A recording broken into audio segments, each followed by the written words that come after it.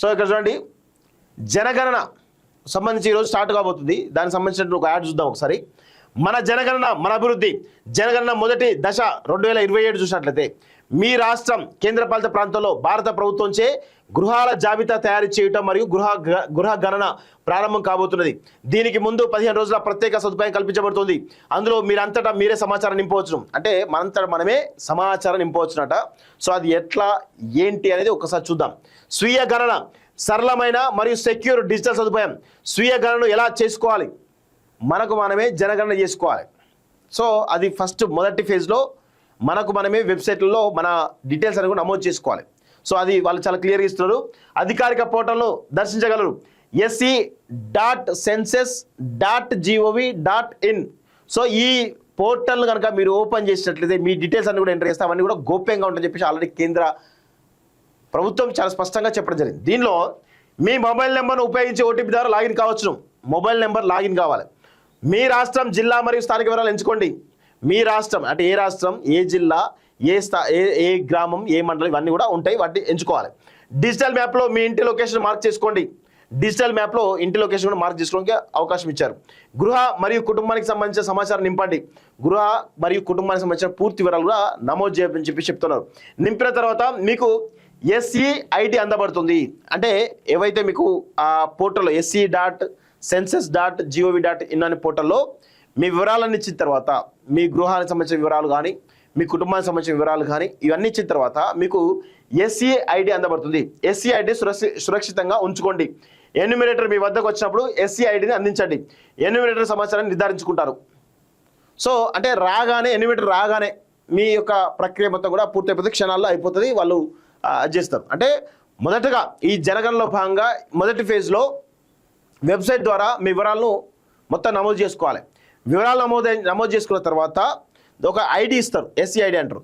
ఎవరైతే ఎన్యూమినేటర్ వచ్చారో ఆయనకు ఐడి ఇస్తే పూర్తిగా అయిపోతుంది.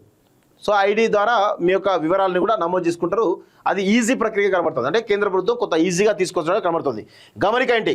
స్వీయ గణన అనేది ఒక ప్రత్యేక సదుపాయం. మీరు స్వీయ గణన చేసుకోలేకపోతే చింతించకండి. మీ సమాచారం నమోదు చేసేందుకు షెడ్యూల్ చేసిన కాల వ్యవధి సమయంలో మీ గృహాన్ని ఒక ఎన్యూమినేటర్ తప్పక దర్శిస్తారు. మీ సమాచారం అంతా పూర్తిగా గోప్యంగా మరియు సురక్షితంగా ఉంటుంది. సో దీనివల్ల ప్రయోజనాలు: సమయం ఆదా అవుతుంది, ఖచ్చితమైన సమాచారం, వేగవంతమైనటువంటి డేటా ప్రాసెసింగ్.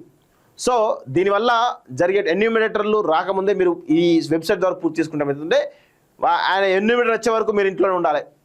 సో దీనివల్ల ఏమైతే మీరు ఖాళీ ఉన్న సమయంలో చేసుకోవాలనుకోండి, సమయం ఆదా అయిపోతుంది, ఖచ్చితమైన సమాచారం ఇచ్చినట్లు అవుతుంది, వేగవంతమైన డేటా ప్రాసెసింగ్ కూడా ఇచ్చినట్లయితుంది. సో అవన్నీ కూడా చాలా స్పష్టంగా ఉంటాయి కాబట్టి ఆటోమేటిక్గా అయిపోతుంది. ఈ వివరాలను కూడా గోప్యంగా ఉంచబడతాయని చాలా స్పష్టంగా తెలుస్తోంది.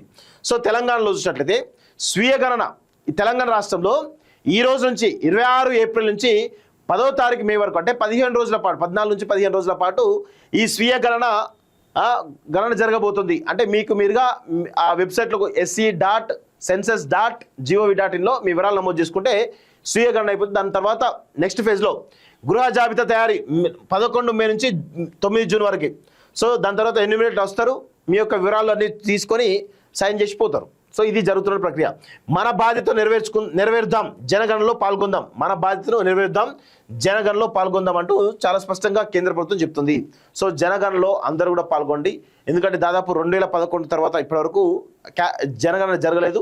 సో దానిలో భాగంగానే మొత్తానికైతే కేంద్ర ప్రభుత్వం దాదాపు 15 సంవత్సరాల తర్వాత జనగణన చేస్తోంది.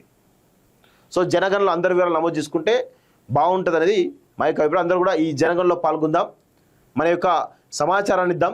మనం ఈ దేశ పౌరులుగా మన బాధ్యతను సమర్థవంతంగా నెరవేరుద్దాం. సో దానిలో ప్రధానంగా కేంద్ర ప్రభుత్వం 2 రకాల ఆప్షన్లు ఇవ్వడం జరిగింది. స్వీయ గణన ఒకటి, అంటే స్వీయ గణన అంటే మీకు మీరుగానే వివరాలు ఆన్లైన్లో నమోదు చేసుకునేటువంటి ఒక అవకాశం ఈ రోజు నుంచి దాదాపు 15 రోజుల పాటుగా ఇవ్వడం జరిగింది. దాని తర్వాత మళ్ళీ ఎన్యూమినేటర్ కూడా వచ్చి మీ గృహం దగ్గరికి వచ్చి నమోదు చేసుకుంటారు. ఎవరికైతే వెసులుబాటు లేదో